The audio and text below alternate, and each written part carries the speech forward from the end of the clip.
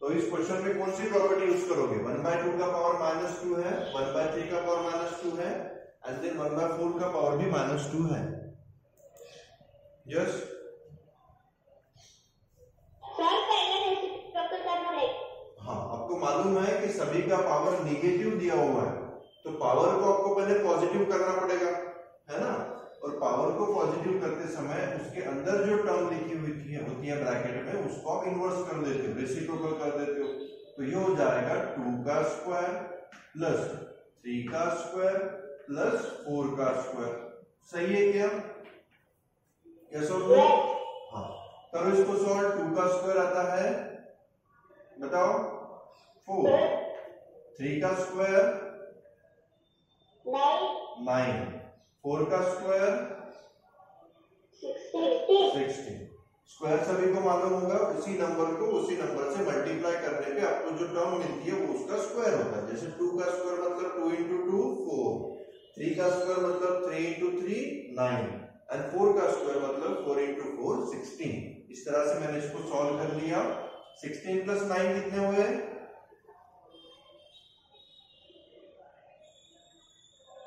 25, और 25 में 4 ऐड कर दोगे तो 29। तो इस तरह से आपका जो आंसर आना चाहिए उस क्वेश्चन का वो 29 आना चाहिए।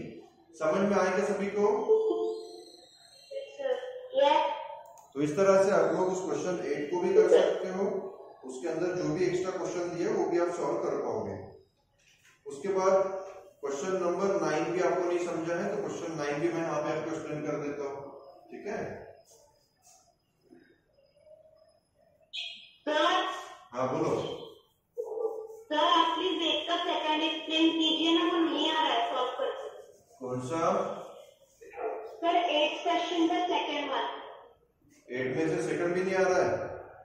यस सर, थर्ड सॉल्व हो गया था सर, लेकिन सेकंड नहीं आ रहा है। चलो ठीक है, 8 में से सेकंड भी बता देता हूँ। सेकंड वाला क्वेश्चन हमारे पास में है, ब्रैकेट के अंदर 2 to the power -1 into 3 to the power -1 divided by 2 to the power -3। इस तरह से हमारे पास क्वेश्चन लिखा हुआ है, ठीक है? क्वेश्चन हमारे पास इस तरह से लिखा है, इसको सॉल्व करना है। तो सबसे पहले तो हम लोग ब्रैकेट सॉल्व करते हैं, सभी को मालूम है। ब्रैकेट के अंदर जो टर्म्स दी हुई है वो है माइनस में, तो फिर से वही जिस तरह से हमने यहाँ पे किया था वही सेम आप इधर भी करोगे। तो क्या होगा बताओ? पहला 2 to the power -1 का क्या लिखोगे? 1/2। यस, 1/2 का पावर 1 हो जाएगा। तो 1/2 का पावर 1 लिखा नहीं लिखा तो कोई फर्क नहीं पड़ता है। इसका क्या होगा? 1/3 हो जाएगा। और डिवाइड की जगह पे हम लोग क्या लिखते हैं हमेशा? बताओ, मल्टीप्लाई। इधर लिख दोगे मल्टीप्लाई, तो ये टर्म ऐसी हो जाएगी। बराबर है क्या?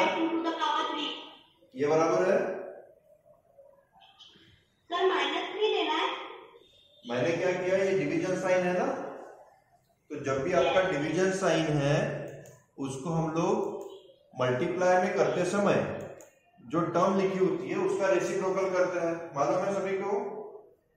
यस। इसीलिए मैंने डिवीजन की जगह पे मल्टीप्लाई किया, और ये जो टर्म है वो फिलहाल 2 to the power -3 इस तरह से है, तो उसका मैंने उल्टा कर दिया। तो ये हो जाएगा 1/2 to the power -3। समझ में आया क्या? है ना? अभी तक मैंने उसको सॉल्व नहीं किया है, अभी सॉल्व करूंगा मैं सामने। इसको मल्टीप्लाई, हाँ इसको मल्टीप्लाई, 1/6। ये हो जाएगा आपका 1/6 इंटू, अभी देखो जो माइनस वाली टर्म मतलब पावर जो है वो निगेटिव में है डिनोमिनेटर में, तो अभी क्या हो जाएगा? ये टर्म वापस न्यूमरेटर में आ जाएगा। सही है क्या? यस। हाँ, तो इसका पावर अभी क्या हो जाएगा? 2 to the power +3 हो जाएगा, क्योंकि ये डिनोमिनेटर में माइनस है तो ऊपर आने के बाद वो प्लस हो जाएगा। समझ में आ रहा है आपको? बराबर है क्या? Yes sir. हाँ, अभी सॉल्व करो। 2 का क्यूब कितना होता है बताओ? 8। 2 2 जा 4, 4 2 जा 8 होता है, तो यहाँ पे लिखूंगा 8, 2 3 जा 6, 2 4 जा 8। तो आपका आंसर आना चाहिए 4/3। आया क्या सभी का आंसर 4/3? हाँ बोलो, बराबर है, सभी का आ रहा है भाई? हाँ, तो इस तरह से आप लोग क्वेश्चन 8 में से सेकंड वाला क्वेश्चन कर सकते थे, ठीक है, इसको लिख लेना। इसके बाद बताता हूं क्वेश्चन नंबर 9।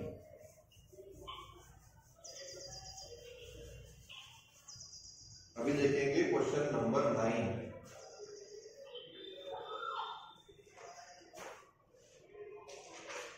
9 में क्या बोला है? Find the value of x.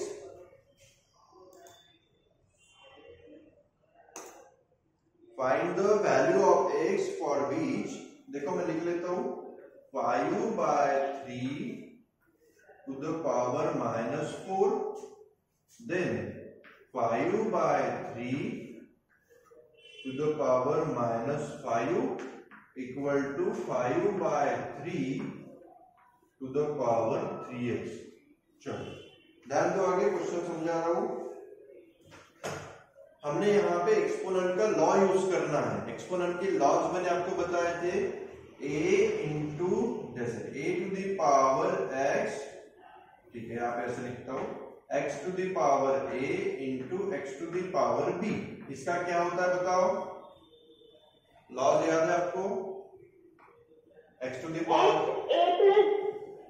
Yes, x to the power a plus b, सही है? Yes sir. हाँ, उसी का हमको यहाँ पे यूज करना। देखो 5/3, 5/3, 5/3, मतलब x जो है वो आपका तीनों जगह पे सेम ही है।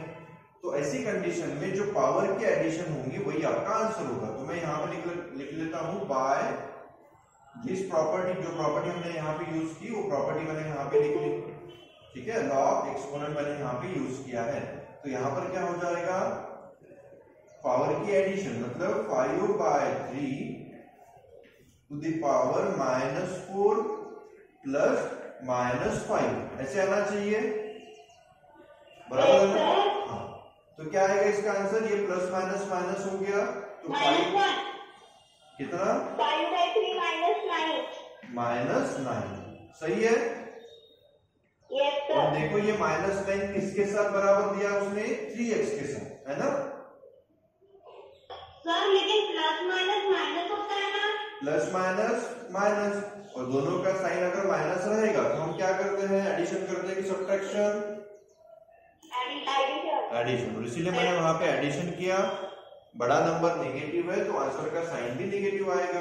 उसके बाद इसको मैं क्या करता हूँ, फर्स्ट वाले इक्वेशन के साथ कंपेयर करता हूँ। तो नहीं भी लिखा आपने तो भी चलेगा, डायरेक्टली हम लोग क्या लिख सकते हैं? 3x = -9 लिख सकते हैं ऐसा।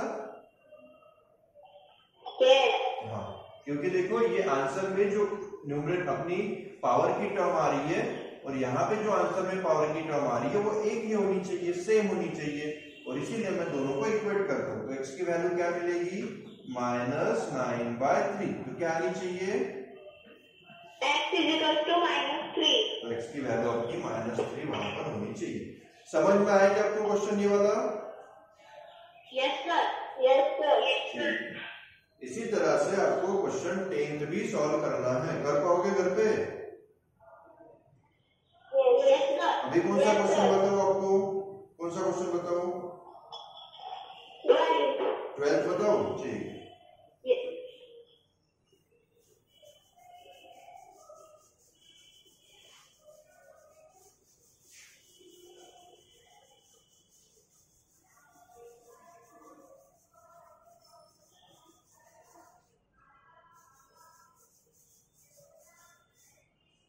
अभी लेते हैं क्वेश्चन नंबर 12। ध्यान दो, क्वेश्चन 12 में क्या बोला है? By what number should -2/3 to the power -3 be divided. मतलब जो नंबर दिया है उसको कौन से नंबर से डिवाइड करोगे? तो मैं x से डिवाइड करूंगा, है ना? तो यहां पे लिख लो, let -2/3 to the power -3 is divided by x। तो ये इक्वेशन कैसे बनेगा? -2/3 to the power -3 divided by x, ठीक है? जैसा उसने बोला था वैसे ही मैंने लिखा है। so that the quotient may be, तो ऐसी कंडीशन में जो क्वोशंट आना चाहिए वो आना चाहिए। क्वोशंट मतलब ही हमारा आंसर होता है, बराबर है। क्वोशंट में भी 4/27 टू द पावर -2। ठीक है, समझ में आएगा क्वेश्चन आपको? Yes sir. देखो उसने बोला था by what number should -2/3 to the power -3 be divided. कौन से नंबर से डिवाइड करोगे? तो मैंने ले लिया x से डिवाइड करूंगा। किसको डिवाइड करना है? इसको। तो वही मैंने लिख लिया डिवाइडेड बाय x। हमको इसको सॉल्व करना है, तो हमको निकालनी है x की वैल्यू। तो x की वैल्यू हम लोग कैसे निकाल सकते हैं? इक्वेशन को सॉल्व करना पड़ेगा, आपका आंसर आएगा उसमें। कोई भी टर्म से अगर डिवाइड करने के लिए बोला जाए, सबसे पहले तो इसको पहले सॉल्व कर लेते हो। पावर दिया है माइनस में, क्या होगा इसका बताओ?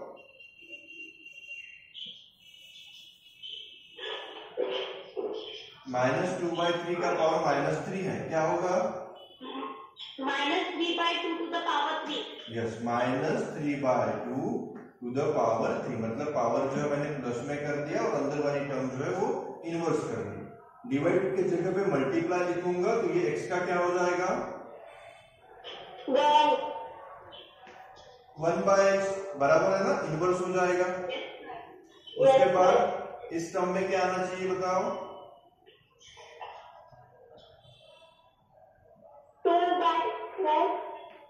27/4 टू द पावर -2 का क्या हो जाएगा? +2। सही है? Yes sir. अभी इसको हमको सॉल्व करना है, x की वैल्यू निकालनी है। तो x को मैं इधर ही रहने देता हूँ, बाकी सारी टर्म को उधर लेके जाना है, ठीक है।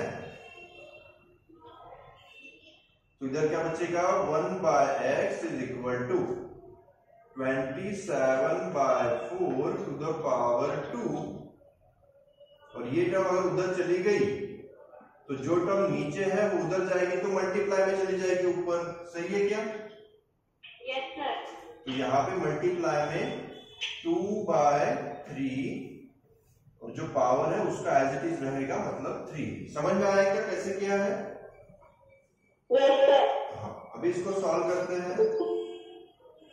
देखो इस टर्म का स्क्वायर करने के लिए बोला और उस वाली टर्म का क्यूब करने के लिए बोला। तो इसमें भी अगर मैं इसको क्यूब के फॉर्म में ला सकूं तो, नहीं तो सिंपली यस बोलो। क्या नहीं समझा आपको? ये वाली स्टेप नहीं समझी? देखो इसमें क्या लिखा है? -3/2 का power 3 into 1/x equal to 27/4 का पावर 2। मुझे वैल्यू निकालनी है x की, तो x वाली टर्म को मैं लेफ्ट में ही रहने देता हूं और बाकी सारी टर्म को मैं इक्वल टू के उस पार लेके जाऊंगा। तो जो टर्म हमारी डिवाइड में होती है उधर जाने के बाद मल्टीप्लाई में चली जाती है, और जो टर्म मल्टीप्लाई में होती है उधर जाने के बाद डिवाइड में चली जाती है, और उसका पावर जो है वो हमारा एज इट इज रहेगा 3 जो है वो। ठीक है, अभी इसको सॉल्व करना है। तो सॉल्व करने के अलग अलग मेथड है। सिंपल मेथड क्या करेंगे? इसका स्क्वायर करने के लिए बोला है तो इसको 2 टाइम्स मल्टीप्लाई कर देंगे, सिंपली चलेगा। हाँ, और इधर भी क्या करो? क्यूब करना, मतलब 3 टाइम्स मल्टीप्लाई करो। 2/3 इंटू -2/3 इंटू -2/3। समझ में आ रहा है आपको? Yes sir. हाँ, अभी इसको सॉल्व करेंगे। देखो इसमें क्या क्या कैंसिल हो सकता है। नहीं दिख रहा है। हाँ, दिख गया। इसमें जो जो कैंसिल कर सकते हैं वो हमें कैंसिल कर लेना है, और जो नहीं करता उसको एज इट इज रखोगे। तो -2 1 जा -2 2 जा 4, यहाँ पे भी 2 2 जा 4।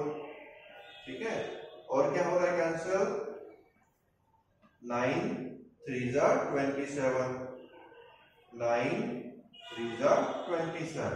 उसके बाद कितना मैं पहले ऊपर लिख लेता हूँ, नहीं तो आप कंफ्यूज हो जाओगे। तो 1/x इज इक्वल टू मेरे पास बचा है 9/2 इंटू 9/2 इंटू -1 ही बचा है, उसके डिवाइड में 1 ही है, इंटू फिर से -1 और इंटू -2/3। देखो यहाँ पे 3 जो है उसको अगर मैं यहाँ पे डिवाइड कर लूँ तो 3 3 हो जाएगा मेरा 9। यहाँ पर भी 2 है, यहाँ पर भी 2 है, कैंसिल हो गए। तो मेरे पास क्या बच रहा है 3 इंटू 9 इंटू -1 इंटू -1 मतलब +1 +1 इंटू -1 मतलब फिर से -1 और डिवाइड में बच रहा है 2 1 जा 2। तो इस तरह से मेरे पास टर्म बच रही है 3 इंटू 9 इंटू -1/2।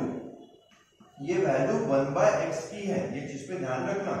मल्टीप्लाई कर लो इसको 1/x इज इक्वल टू 9 3 जा 27/2 माइनस में, तो x की वैल्यू आपकी हो जाएगी 2/27 नेगेटिव में। ठीक है, समझ में आया? यस, -2/27।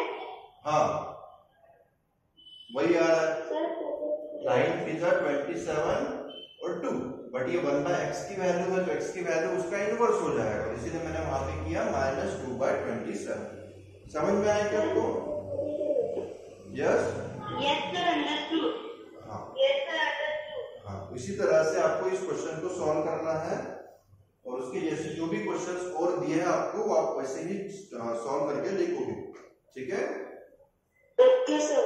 हाँ, तो ये क्वेश्चन एक्सरसाइज कर पाओगे क्या आप घर पे? फिर एक्सरसाइज 2A सर 13 वाला बता दो। 13 वाला ट्राई करके देखो ना, वो सेम ही है जैसा हमने 9th वाला मैंने करके दिखाया, 10th वाला मैं करके उसी तरह से है, उसको ट्राई करके देखो। अगर नहीं आए तो फिर नेक्स्ट ट्रेनर से पूछ लेना। ठीक है? Yes sir. Yes sir. उसके बाद देखो आपको स्टैंडर्ड फॉर्म वाले कुछ क्वेश्चन दिए हैं, काफी सिंपल से है, तो वो मैं आपको बता देता हूँ ताकि आप एक्सरसाइज 2B में से पहला वाला क्वेश्चन कर पाओ। काफी सिंपल सा क्वेश्चन है स्टैंडर्ड फॉर्म वाला, ध्यान दो।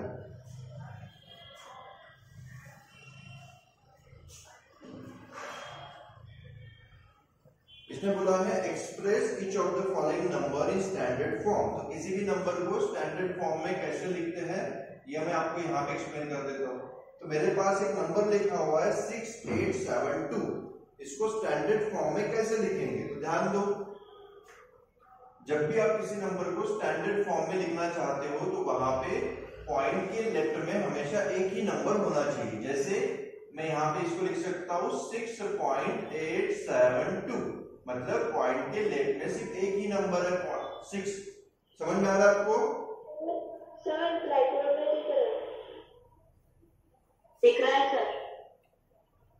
देखो हमारे पास एक नंबर लिखा हुआ था 6872 और उसने बोला है इस नंबर को स्टैंडर्ड फॉर्म में लिख के दिखाओ।